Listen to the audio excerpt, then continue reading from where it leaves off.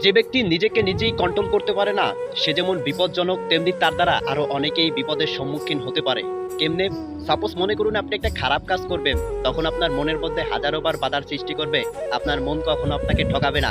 আপনার মন বলবে এই কাজটা করিস না, এই কাজটা তোর জন্য অমঙ্গল বয়ে আনবে, এই কাজটা সমাজের মানুষ মেনে নেবে না। তখন যখন আমরা সেই কাজটা সংগঠন করে ফেলি, তখন আমাদের মনের মধ্যে একটা ভীতির সৃষ্টি হয়, যার কারণে আমাদের নেগেটিভ অনেক ইফেক্ট পড়ে এবং আমাদের সাথে আরো অনেকের নেগেটিভ ইফেক্ট পড়ে। তাই আমি বলবো যখন একটি কাজ করতে যাবেন, মেইনলি খারাপ কাজ করতে যাবেন, তখন মনের কথা শুনুন। মন কখনো আপনাকে ঠকাবে না। পৃথিবীর সকল মানুষ আপনাকে ঠকাতে পারে, কিন্তু মন ঠকাবে না। মন বলবে is it good or bad or, এটা খারাপ কাজ নাকি ভালো কাজ। তখনই আপনি বুঝে যাবেন। মনের কাছে প্রশ্ন করলে মন আপনাকে উত্তর দিয়ে দেবে এটা ভালো কাজ না খারাপ কাজ। তাই কোনো কাজ করার আগে ফার্স্ট অফ অল মনে যেটা বলে জাস্ট সেইটাই শুনে নিন।